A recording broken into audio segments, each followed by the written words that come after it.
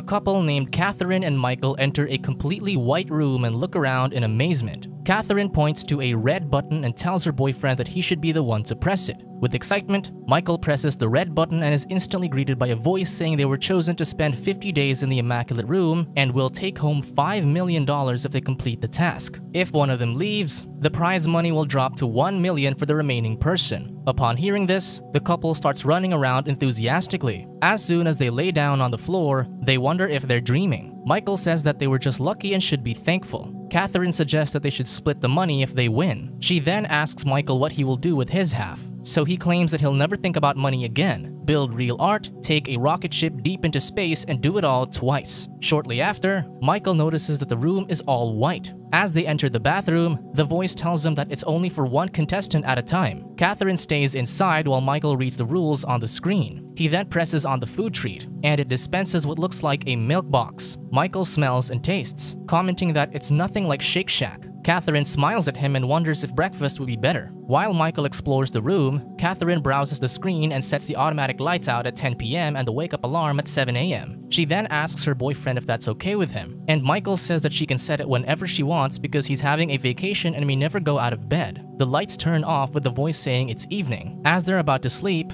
Michael tries to have fun with his girlfriend, but she's afraid that Professor Voyan might be looking at them, so she proposes that they do it quietly and under the covers. The next day, while Catherine is looking in the mirror, she speaks words of affirmation to herself to help her get through the day. After taking a shower, she sees her boyfriend already up. Michael teasingly takes her towel off, leading the two into laughing together. Eventually, Catherine takes her breakfast, and Michael comments that their clothes make them look like people with mental health conditions. Worried, Catherine asks him why Professor Voyan would be doing all this. He then asks if she checks the link he sent her and explains that it's about a documentary, Fame, by Professor Voyan. He found a family in America and spent $150 million to see what would happen if he made them famous like celebrities. In the beginning, it went well, and the family got huge contracts, TV shows, and commercials, until the mother caught her husband with another woman and shot him. She went to jail for murder. The son disappeared, and their daughter overdosed on a harmful substance. Catherine asks him why the professor did all of that.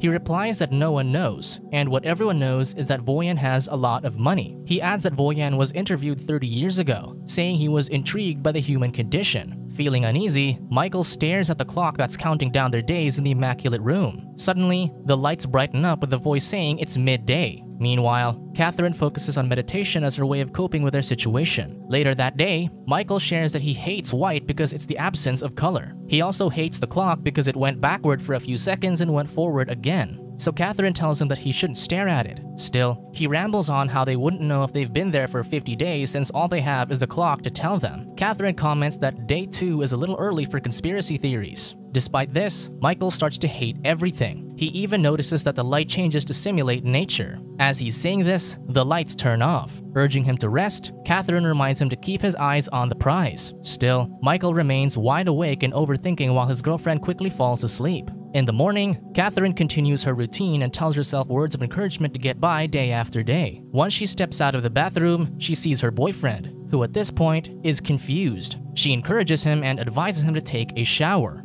Anxious, the couple starts doing more things each day to kill boredom. They jog, play together, and dance. Catherine continues her meditation while Michael runs and stares at the clock. Soon, however, the couple slowly loses their minds. Days later, as the couple sits quietly, Michael notices a bug on the floor. He starts talking to the bug, rambling about how there's nothing to see in the room because there's literally nothing there. He then names it Chloe, but Catherine comments that by the looks of it, the bug will not last. Michael rushes to get their food to feed it, but the voice tells him that the food is only for contestant consumption. Disappointed, Michael tells the voice that he's just letting the bug out of the room and has no intention of leaving. However, Catherine advises him not to push the button to open the door because the system will see him as forfeiting. Still, Michael shouts that he wants to let the bug out because it's a living being. The voice reminds him that if one of them leaves, the prize money will drop to $1 million.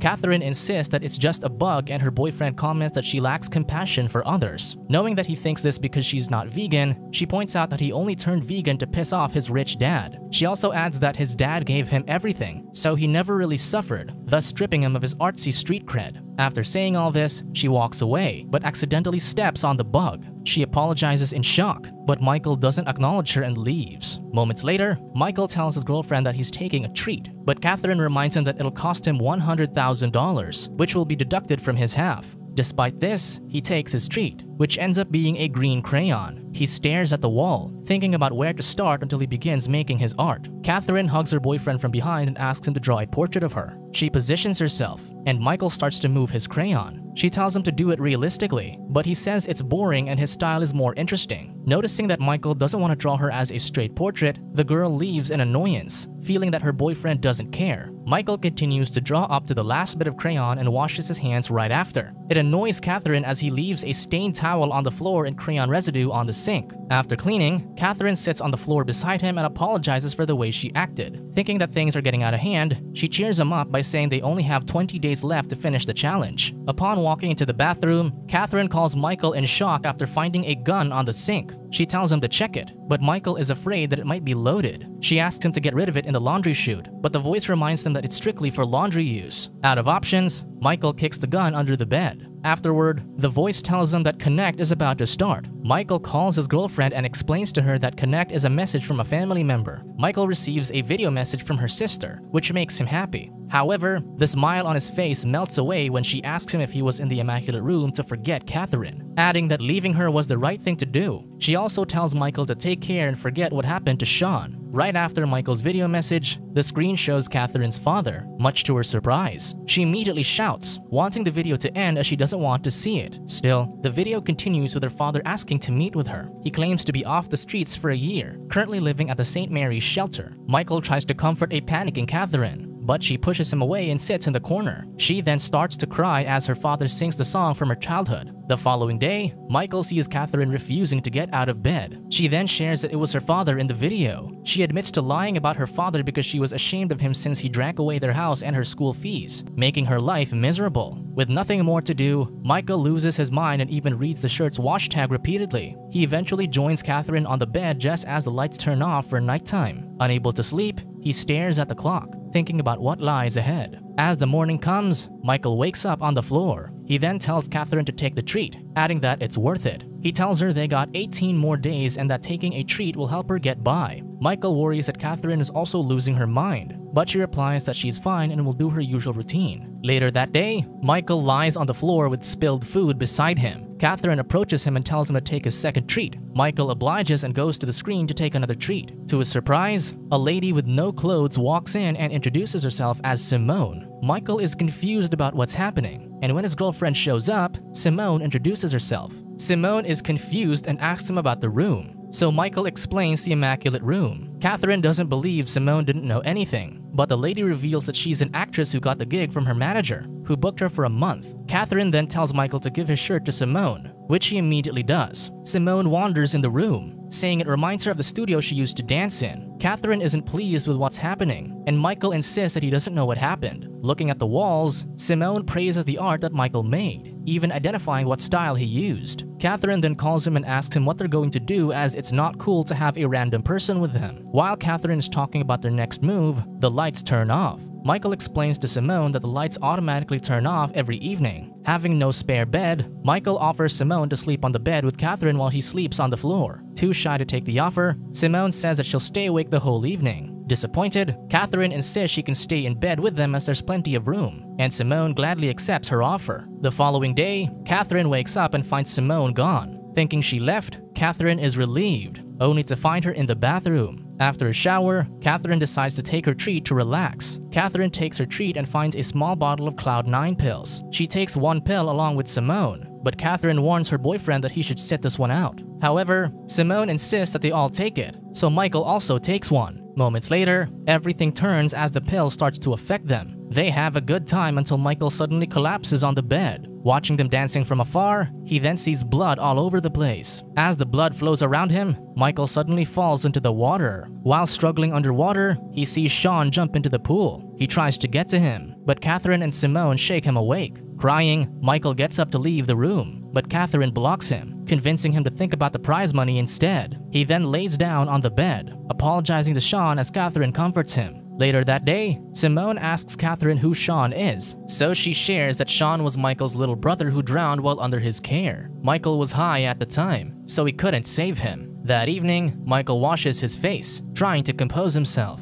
After that, Simone invites him to sit with her. Downheartedly, he tries to explain his story, but Simone reveals that Catherine already told her about Sean. Simone starts to talk about her mother, who died in a car crash when she was 12. Michael cries, realizing that when somebody dies, love is the only balm to the pain. While the two are talking, a jealous Catherine interrupts, asking what's happening with them. Michael assures her that they're only talking. Enraged, Catherine scolds Simone for seducing her boyfriend, calling her a call girl. Simone fires back, calling her insecure until Michael shouts and leaves. When he's gone, Catherine realizes that it was probably nothing, but Simone hints that maybe it wasn't before walking away. The next day, Catherine knocks on the bathroom door, asking Simone if she's about to finish, but no one answers. She decides to open the door and discovers that Simone is gone. In regret, she tells Michael that Simone has left. Noticing writing on the wall, Catherine calls Michael. She points out the writing, which suggests that he slept with Simone while she was asleep. Disoriented, Michael insists that nothing happened between them. However, Catherine points out that Simone looked like Michael's ex-girlfriend. Pissed, Catherine pushes him, causing him to hit his head on the wall. As he bleeds, she rushes to him, saying it was an accident. He moves away and asks her if he has ever been unfaithful to her. He also reminds her that he stopped seeing his so-called rich friends because she was uncomfortable and didn't attend art school because she was depressed. He does all of this to make her happy and secure, but what he receives in return is jealousy. Michael collapses on the floor, deciding that they need to get out of the room. Catherine asks him to wait and immediately grabs their sustenance and a towel. She puts the towel on his head and makes him drink for sustenance, but Michael insists that he needs a doctor. Unfortunately, they didn't have an allowance for medical intervention as in the contract. As Michael weakly leans on the wall, he realizes that she doesn't care whatever happens to him and will let him bleed for the money. But Catherine denies it. Michael asks her to leave with him, but she still refuses. So he gets up and walks to the red button. Michael says that the room is a mirror that sets them up to test them morally and spiritually, but clearly they're failing. Whatever he says, Catherine insists on them staying, but he keeps telling her that staying in the room is wrong. Catherine is firm about her decision to stay, but Michael decides that he will leave with or without her. As he nears the red button, Catherine yells at him to stop walking. When Michael turns, he sees her shakingly holding a gun against him, insisting that he can't leave. She claims he's not being rational to throw away millions of dollars. Despite this, Michael calmly says that the room is messing with her mind. He then turns around even though Catherine gives him a warning shot. He continuously walks to the red button, pushes it, and finally walks outside to his freedom. A voice then thanks him for staying and states that the prize money drops to $1 million. Upon hearing this, Catherine is devastated and lies on the floor. Days go by, and Catherine still manages to stay in the room, but she keeps crying, shouting, and staring at the wall. 2 days before the end of the contest, she slowly approaches the red button and reaches for it. Days later, Michael is running on the street. To his surprise, he sees Catherine coming out of the St. Mary's building. After greeting each other awkwardly, the two apologize to each other for what happened between them. Catherine then shares that she was visiting her father. As Michael walks to her car, he curiously asks her if she made it, but she avoids his question and asks about his life. From the side of the building, a plaque commemorates how the new St. Mary's Kitchen manages to continue its operation because of an anonymous donor. One day, a new couple arrives at the Immaculate Room. Sandy Williams and Jason Wright can't contain their excitement, hoping to win the prize. As she looks around the place, Sandy is hopeful that the Immaculate Room will change everything. Subscribe to watch more videos like this. Turn on notifications. And leave a like, it really helps the channel out. Thank you for watching.